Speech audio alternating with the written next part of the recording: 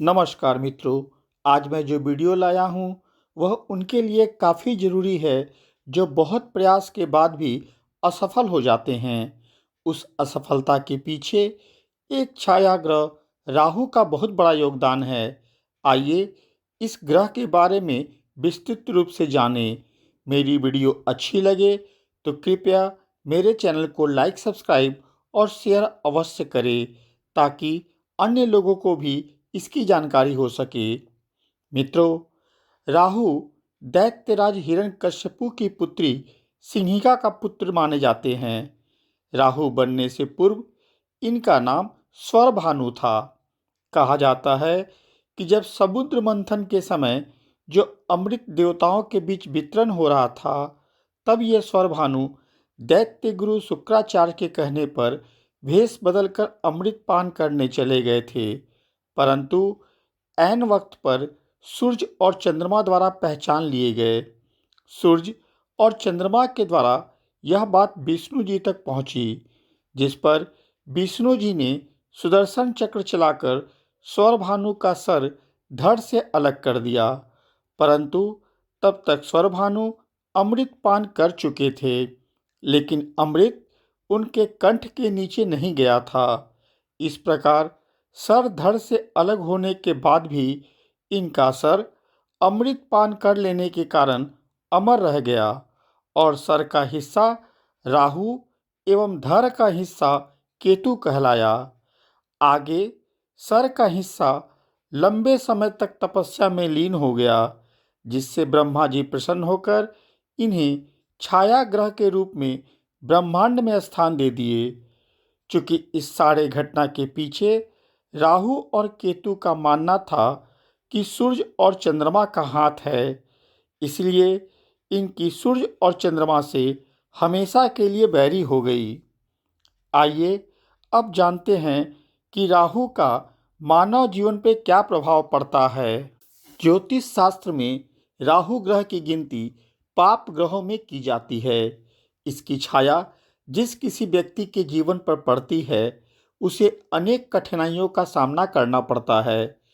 एक परेशानी जाती है तो दूसरी चली आती है।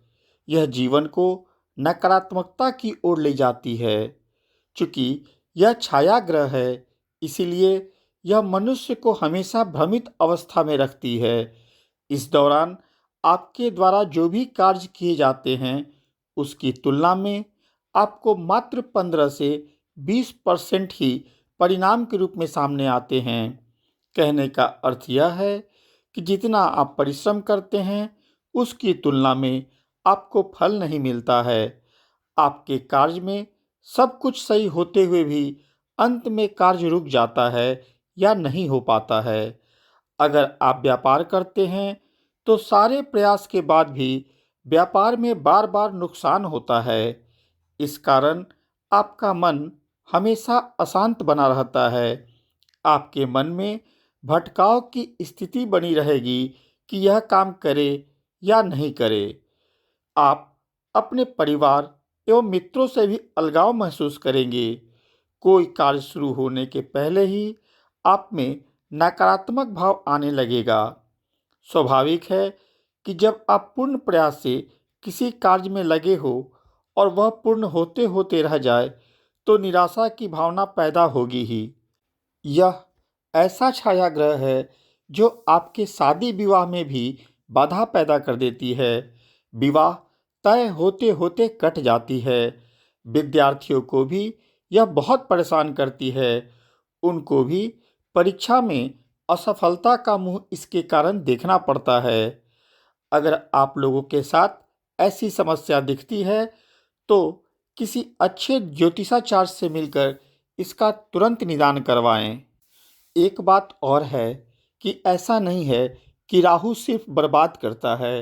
किसी किसी को आबाद करने के पीछे भी राहु का हाथ होता है, परंतु यह निर्भर करता है कि कुंडली में आपके राहु किस घर में विराजमान है। अगर यह बृहस्पति के साथ बैठा है तो यह गुरु चांडाल योग बनाता है, जो धन आने में काफ़ी परेशानी करता है और अथक प्रयास से आ भी गया तो आने के पहले जाने का मार्ग भी बना देता है।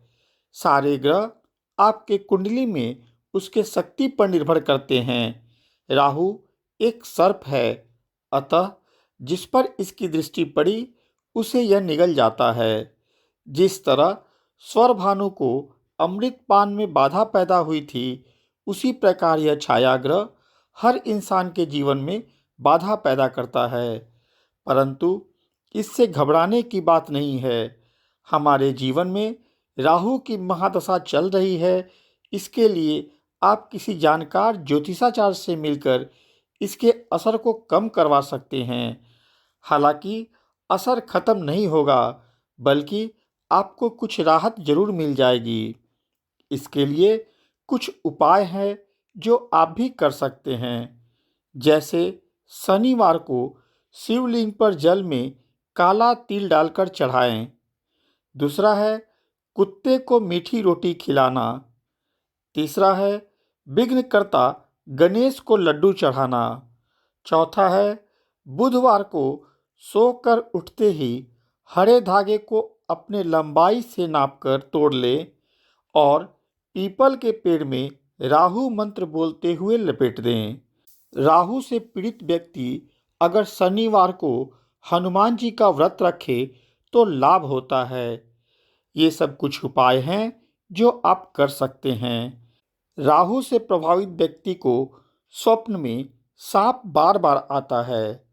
साथ ही पानी का वह सपना बहुत देखता है। स्वप्न में उसे लगेगा कि वह बहुत ऊंचाई पर खड़ा है। यह सब राहु होने का संकेत है। मैं आपको राहु को प्रसन्न रखने के लिए 2 मंत्र दे रहा हूँ, जिसके जाप से राहु का असर कम होता है। मंत्र इस प्रकार है। पहला है ओम रांग राहवे नमः ओम, और दूसरा है ओम भ्राम भ्रीम भ्रौम स राहवे नमः ओम। इन दोनों में से कोई एक मंत्र नियमित जाप से राहु की कृपा होती है। मैंने एक विद्वान से सुना था कि देवों के देव महादेव की भक्ति जो भी करता है, उस पर किसी भी अशुभ ग्रह की छाया जल्दी नहीं पड़ती है। इसलिए मैं सभी दर्शकों से कहना चाहता हूँ कि अगर आप कोई उपाय नहीं कर सकते हैं तो भोलेनाथ के शरण में चले जाएं और सच्ची निष्ठा से उनकी सेवा करें। इससे आपको कोई भी ग्रह परेशान नहीं कर सकता है। बस खुद में धैर्य रखें और सकारात्मक सोच के साथ आगे बढ़े। बिना किसी चीज़ को दिमाग में लाए ईमानदारी से मेहनत करें। हिम्मत कभी नहीं हारें। सफलता देर से आएगी लेकिन दुरुस्त आएगी। मित्रों, मेरे द्वारा दी गई जानकारी यदि आपको अच्छी लगी हो तो कृपया मेरे चैनल को लाइक, सब्सक्राइब और शेयर अवश्य करें। साथ में बेल बटन भी दबा दें ताकि अगली वीडियो आते ही आपको सूचना मिल जाए। धन्यवाद।